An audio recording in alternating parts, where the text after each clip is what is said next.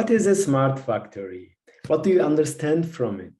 Which technological requirements and prerequisites does the Mittelstand have to have? This episode is a very interesting one. It's called Smart Factory for Mittelstand, and my guest will be Steffen Wolf. And we will talk about what Smart Factory is, the technological and technical prerequisites, as well as how it combines to digital transformation and use cases for Mittelstand. Steffen is an expert for Industry 4.0 and Smart Factory, as well as digital excellence. He has the website called Digital Liberation, and improving and digitalizing the factories is the highlights of Steffen's career, as well as he has more than 15 years in the industry. Hi, my name is Can, and I am the founder of 360 Digital Transformation, where we help Mittelstand to optimize, digitalize, and automate their business processes. Without any further ado.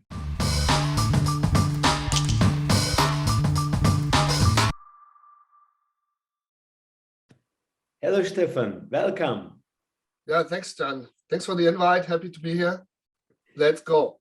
Yes, thank you for your time in this Saturday. And as you said, let's go. Can you please introduce yourself? My name is Steffen Wolf, and I work as a freelancer in Smart Factory, digital excellence, and digital fitness topics. I do serve medium-sized economies, also bigger ones. Depends on the interest of the customer. You will find more information on digitalizing.com or digitale-befreiung.de, both with a hyphen or minus in between. Yes, actually, it sounds very bold and brave, the title you have chosen, Digital Liberation. And I would like to ask you more about this. What do you mean by digital liberation? Yeah, of course, there's some ambiguity in that title. That's a purpose, of course, but I think I've seen so many misconceptions about digital transformation, about art. Also, like we all know these movies, you know, Matrix and Terminator and all that, and they tend to show us a digital world which is not good for us. Yeah. So it's more on the utopia side, the idea of digital liberation. In my opinion, and I think that's important also to spread this message. We should use all this digital transformation to free us humans from certain tasks, from certain activities which a machine can do better. So we have more time for the activities which we can do better, like planning innovation, creating future, working on ideas together. I mean, humans are strong in communication and also in creativity. But what we are doing in our normal work is stuff like copying data in Excel, you know, and we should free ourselves from these type of activities. And that's the idea behind digital liberation, basically, if I put it kind of short. Yeah, actually, you couldn't express my feelings better. Thank you for that, because I personally believe, and our company's vision is to provide meaningful work for humans and do all the errands, all the unnecessary or all the boring work, as you said, copying from one Excel and pasting to the legacy software or vice versa by the automation. So thank you for that. And welcome. It makes me happy to hear from somebody else that my feelings and my thoughts are being, let's say, preached by other people. Thank you for that. But let's go back to Smart Factory, because when it comes to digital transformation, we can talk hours and hours, but today's episode is more about Smart Factory. Therefore, I would like to take it to Smart Factory topic. And can you please help us to understand what exactly is a smart factory? Well, in my opinion, you need to be able to set up a sort of communication in between your machines, your material, your products, and your IT networks. I mean, that's basically, oh, I cannot show it right, the arrow behind me. Yeah. To set up this kind of communication in the IoT sense. It does not have to be a full communication with every single data set or something, but they should be in contact to let you know what is truly happening right now. And if you know that, you have the ability to react better, because you know right away. You know if you're running out of material on a certain workplace, you know if there's a problem on another workplace, you find out about the status of your machines, or also your workers, if they're running a full performance day or if they're encountering problems. By this kind of digital communication, you will, well, let's say by bringing all these elements in touch, you will be able to run a smooth process, a more efficient process, and also your machines will provide higher OEE in the end. That's the idea, just to improve your processes with more communication, with more touch of material, IT, and machines. You know, I'm not talking about industrial automation. That's one of the main misconceptions I always encounter. People think about, okay, Industry 4.0 or smart factory is just going forward with industrial automation and running dark line factories or something like that. Yeah, it's about digital communication in between things. It's industrial IoT. It's not more automation. That's one of the main misconceptions I've heard and seen so much. It doesn't depend what kind of company it is. It can be really big or really small.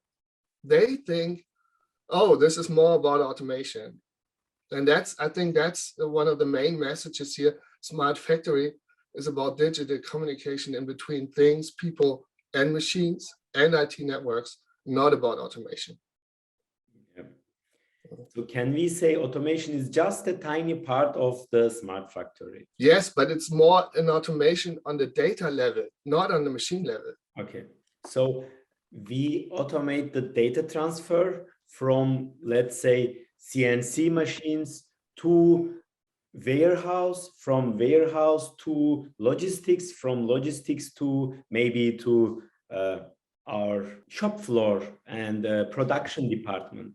Yes, and also from shop floor to engineering, from engineering to quality, and vice versa. Mm-hmm.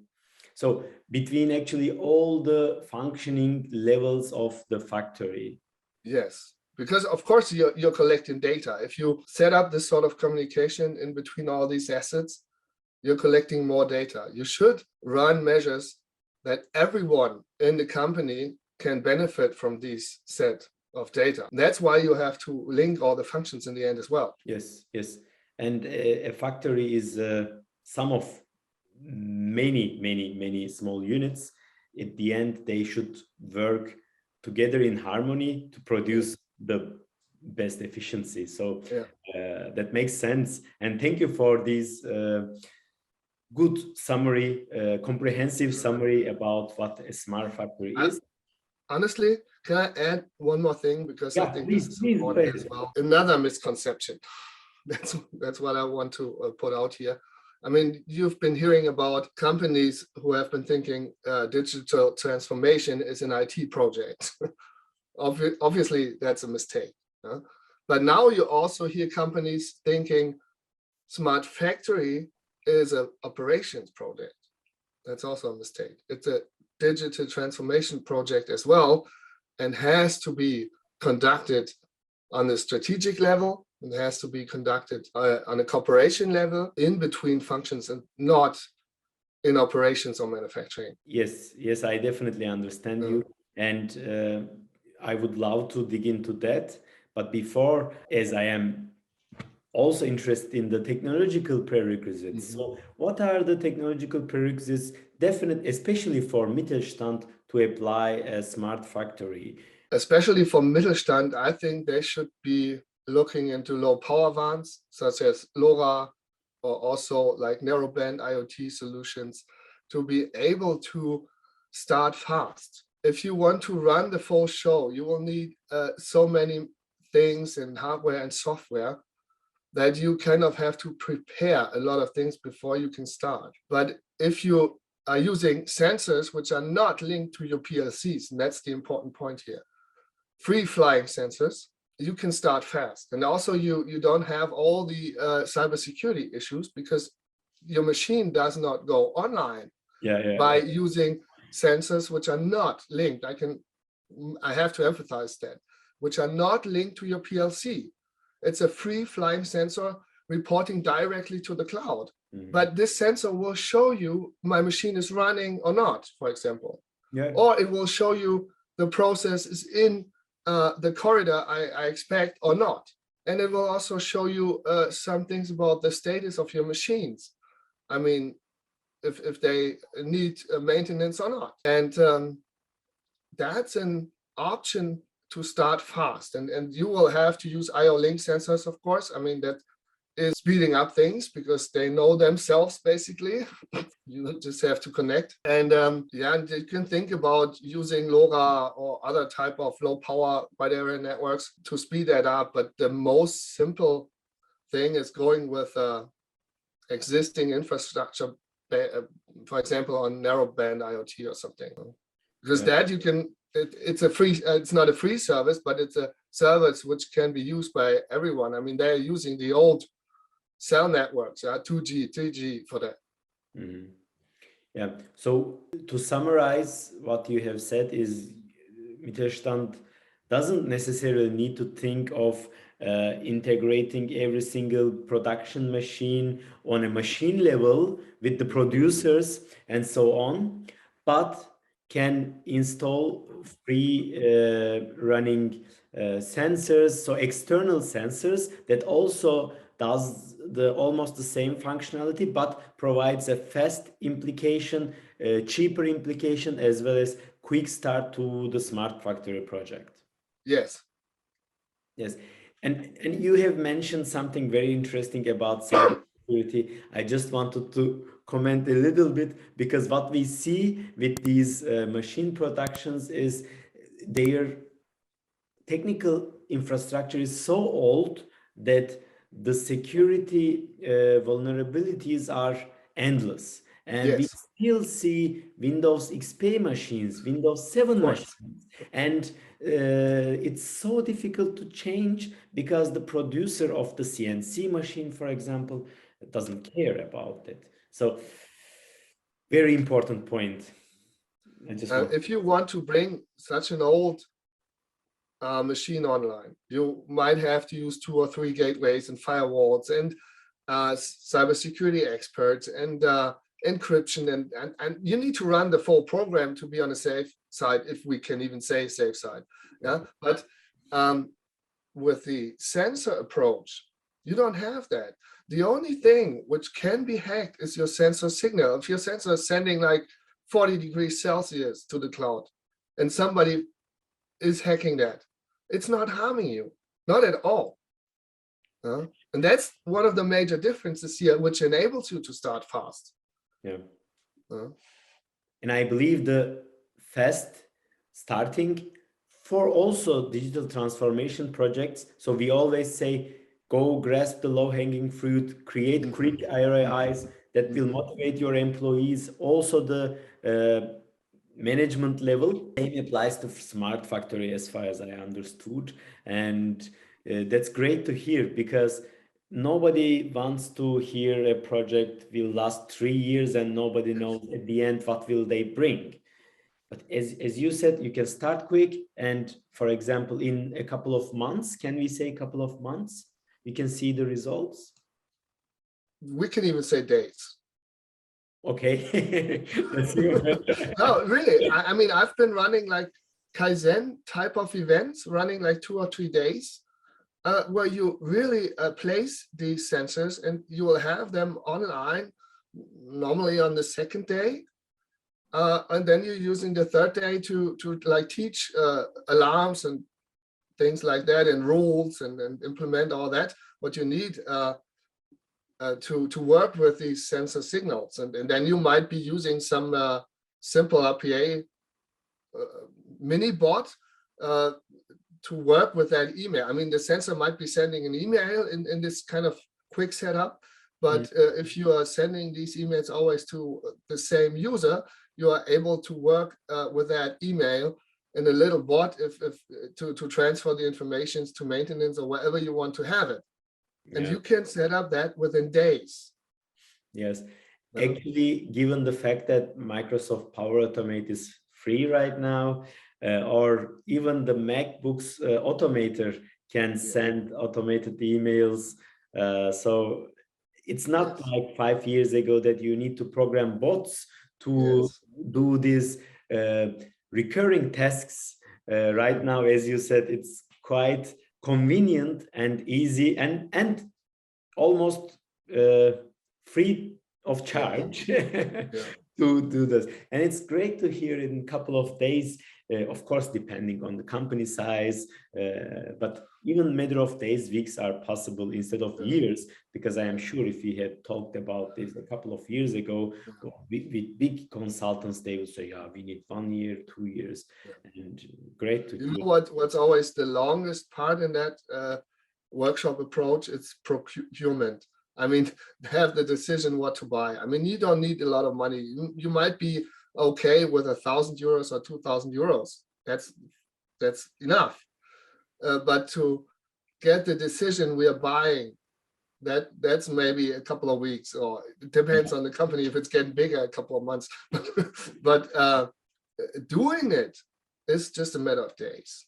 Yeah, and the couple of €1,000 are peanuts in this case. Indeed. Because I believe that German Mittelstand is very strong when it comes to research and development, production technologies. They are like the world's one of the best countries when it comes to infrastructure. And if you want to buy a high quality CNC machine, then these 1,000 or 2,000 or 10,000 euros even is peanuts. So it's a very, very, very not significant amount of money, so to say. And in this regard, how do you exactly help Mittelstand? Normally, I start with a better understanding of what's in it for us. I think that's important. You need an individual approach for your smart factory as a single solution for your company. I explain a lot what I mean with a transparent factory. I mean, that's a factory where you can always know what is happening right now. That's the important thing. So you're working on an ability to be able to compare your planned performance with your current performance. That's the important point here. If you are able to do that, you can always react faster. You can make better decisions. You don't find out 23 hours later in your next shop floor round or whatever. You know right away. With that ability to compare current and planned performance, you also gain the ability to go paperless right away, because you have the ability to put the information on the spot where you need it. Because when you know what is happening where, you will also be able to place the right set of information exactly on the spot. And that is you can do that with sensors. And people need to understand first what a transparent factory is to see the benefits. And then you go on, and that's the let's say the most common track. After this kind of training, you go into this idea of sensor workshops. So also maybe there's some more modern machines also included in the factory. Then you will have to look into industry standards such as MQTT or OPC UA. If it's already there on that machine, you can implement quickly. But on the other hand, I often also find that most companies do not know that all these software elements, that there is industry standards for that now, and also that there's open source for that now. I mean, your manufacturing execution system, I mean, everybody tells me in small companies, that's way too expensive, we cannot afford that. And then I say, have you looked into open source solutions? What, open source, MES? They don't know about that. That's why training, in my experience, to start the process is so important. Yeah. Yeah. It's important to know what you don't know. Mm-hmm. We see the same with ERP systems. Mm-hmm. Because of some brands, there is a perception that ERP is so expensive. Yes. As you said, there's open source solutions, and also there are low code solutions that you can Yes. do everything in a matter of weeks, months, Yes. and with the maybe 10% of the original ERP price. Yes. And we see the technology direction going there, as we talked about Microsoft Power Automate, for example. Yes. Mm-hmm. That's great to hear. Your approach is more a consultative approach. So you educate the customer and you learn together what is the best individual solution for the producer. Yes. And when we speak about producers, and you know, Mittelstand is mainly producers, if not all of them. I mean, the famous German Mittelstand. What are your use cases? Can you please give use cases from your clients? What were the highlights, maybe? Well, I mean, I cannot talk about too many things here, but 10% of efficiency is what you always get, for example.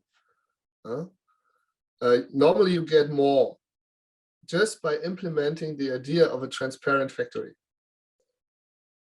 You will be able to have another or a more modern view on your processes right away after going transparent. And this kind of pushes you forward. That's a weird situation.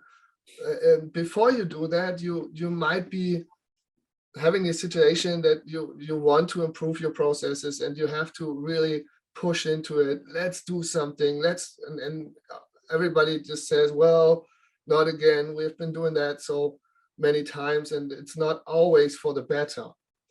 After going transparent, people feel right away, and we can do better. And then they run into your door. That's a weird situation. And that's hard to explain. Also, if you're asking for use cases, how do you explain a use case like that? You need to believe in it, you know? But this is what truly happens if you go for a transparent factory. You will have so many options to improve. You will see so many options to improve your routines and standards that it will just go from that spot. But well, I mean, how do you present that as a use case? I mean, I've been doing that with several smaller or bigger factories, and the outcome is always the same, at least 10% efficiency, mostly more, but people need some time to, and that's why I also said training is so important, to get into the idea, to understand, oh, yes, there's truly something in it for us. We have these problems. I mean, for example, if you tag your material, you will never search again using auto wideband solutions or something to localize your bins, for example. You will never be searching again.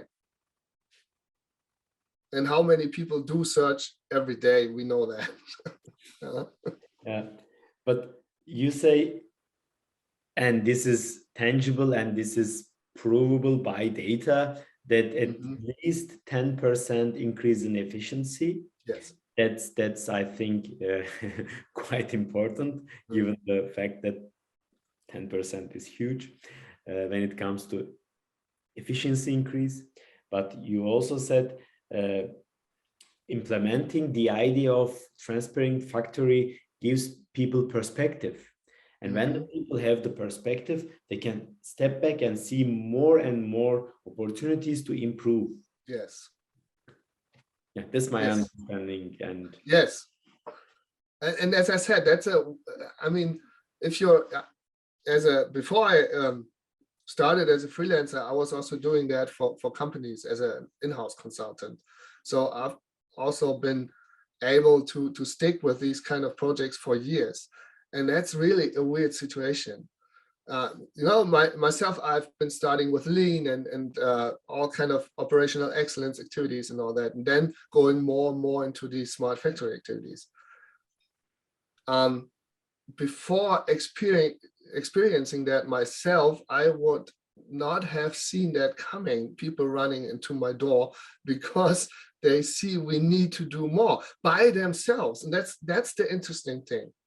People see the opportunities for improvement more on the spot, more on the workplace, and it's a lot easier for them to come up with ideas. And that's also an important part. They also find their role in a smart factory then.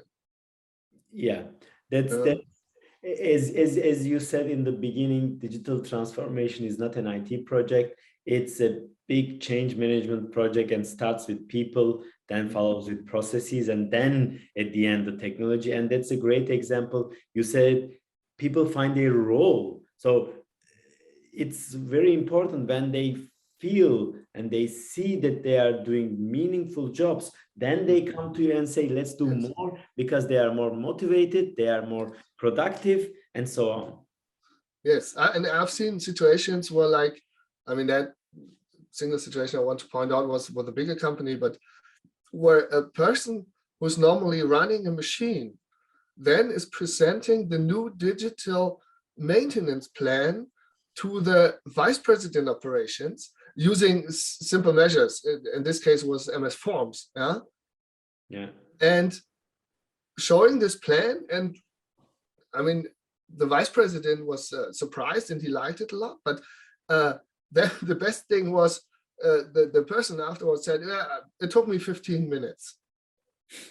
And everybody kind of fell off their chairs. Yeah. That was pretty cool. Exactly. That's what digitalization is for, I believe. Exactly as we talked in the beginning. But Steffen, thank you so much. But I have one more question, which is, what's your top suggestion for Mittelstand owners, managers that they would like to start with Smart Factory? I think I want to say three things here. First thing is on infrastructure: go cloud, go software as a service, go low code. You mentioned that in between. That makes it easier. And if you want to have a vision for that, go paperless and zero Excel. That will help as a vision. It's working, believe me. So, go with the idea of a transparent factory. Don't think about automation, think about transparency. Think about being able to compare current and planned performance. I think that's the most two important points. And then third, improve your knowledge on actual technologies and their capabilities, such as narrowband IoT, such as low power WANs for free flying sensors. And if you do something, stick to industry standards. Don't let your supplier tell you to do it in their way. Go for standards such as MQTT, such as OPC UA, and things like that. Yeah, that's I believe also very important. That's very important. Thank you, Steffen, for the inputs. Thank you for this vision.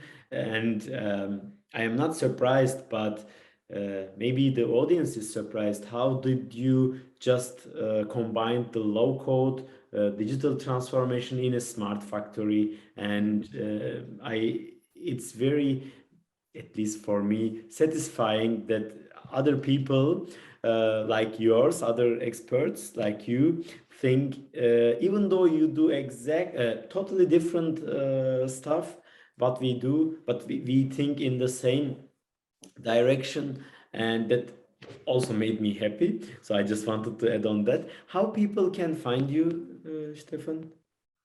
They will find me on digital-liberation.com or with my name, Steffen Wolf, on LinkedIn and other things. For German speakers, it will be digitale-befreiung.de.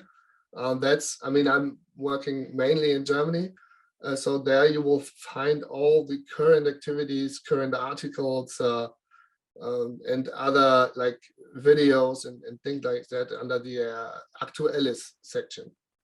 Yes, we will put the links in the description Mhm. as well as a QR code on the video so that our audience can reach to it. But thank you, Stefan. Thank you so much for your time, for your inputs. It was a pleasure to talking to you.